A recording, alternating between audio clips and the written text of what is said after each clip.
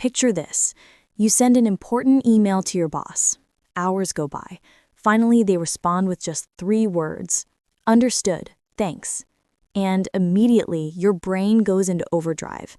They're upset with me. I definitely said something wrong. Oh no, I'm probably getting fired. But here's the thing. The email was completely normal. Your boss wasn't upset. So where did all that panic come from? It came from something called a thinking trap. Basically, your brain taking shortcuts that lead you to the worst possible conclusion. And the crazy part? We all do this every single day. Today I'm going to show you the 5 most common thinking traps that mess with your emotions, and more importantly, I'll give you the exact questions you need to ask yourself to break free from them. Before we jump into the traps, you need to understand something fundamental. Your emotions don't actually come from what happens to you. They come from what you think about what happens to you. Let me show you what I mean.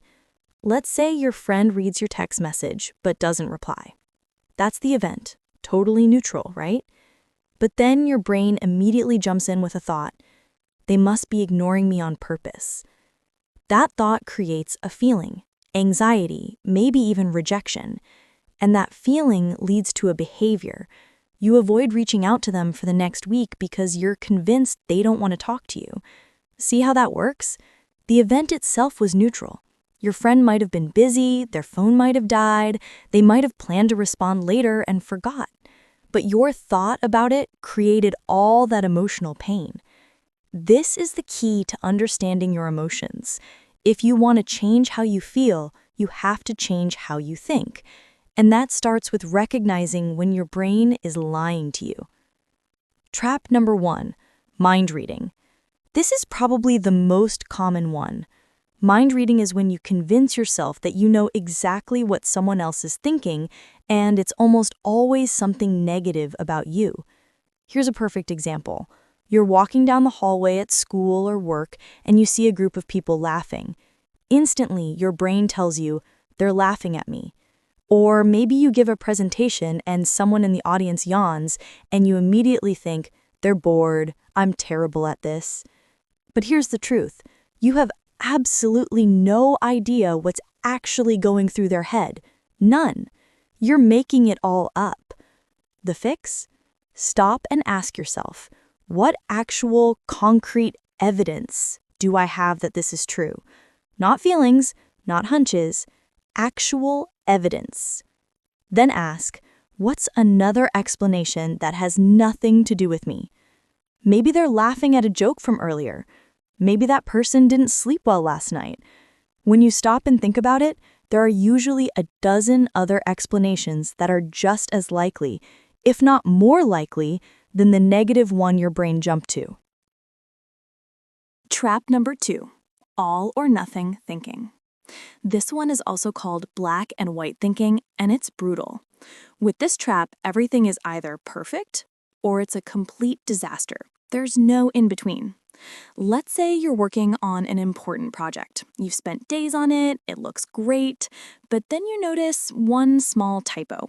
And instead of thinking, okay, I'll fix that, your brain screams, this entire thing is ruined, I'm such a failure.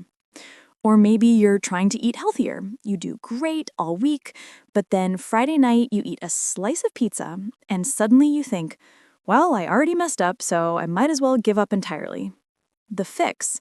Ask yourself, where's the middle ground here? If I rated this on a scale from 0 to 100, where would it actually fall?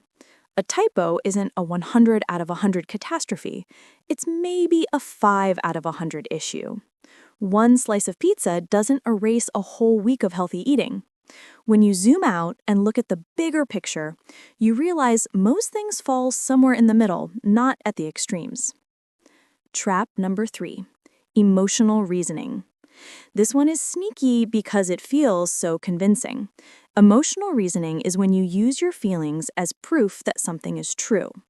I feel stupid, therefore I am stupid. I feel like a bad person, so I must be a bad person.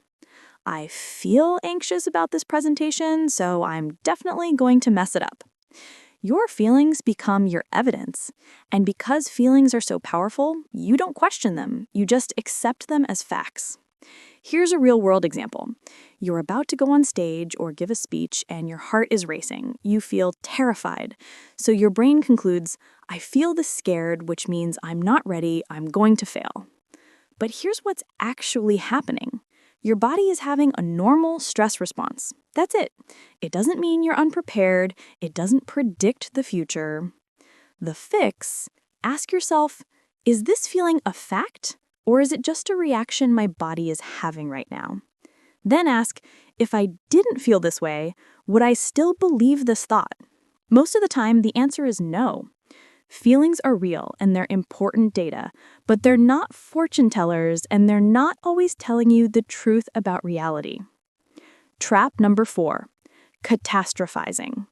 This is when your brain takes one small problem and immediately jumps to the absolute worst-case scenario, usually involving complete disaster. It often starts with, what if? What if I fail this test? Then I'll fail the class, then I won't get into college, then I won't get a good job, then I'll end up alone and broke. Or, I got a flat tire. This is going to make me late. I'm going to get fired, then I won't be able to pay rent, I'll lose my apartment, I'll end up homeless. Your brain spirals from a flat tire to homelessness in about 10 seconds. The fix, stop and ask, what's the most realistic outcome here? Not the best case, not the worst case, what's most likely to actually happen? Then ask, even if the worst did happen, could I handle it? What would I do? When you bring yourself back to reality, you realize that most disasters are actually just inconveniences, problems you can solve, challenges you can work through. Trap number 5, should statements. This trap is all about rigid rules you've set for yourself or others, rules that lead to guilt, shame, or anger when they're broken. I should always be productive. I should never make mistakes. They should have called me back by now. I should be over this by now. These shoulds sound like they're motivating you, but really they're just beating you up. They ignore reality, ignore your human limitations, and set impossible standards. Imagine you get sick and have to take a day off. Instead of resting, you feel crushing guilt because you think, I should be working, I'm being lazy. But you're not lazy, you're literally sick. Your body needs rest. The fix, ask yourself, is this should helping me or hurting me?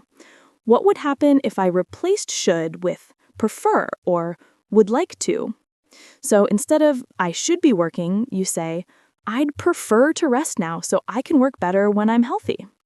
It's a small shift in words, but it's a huge shift in how you treat yourself.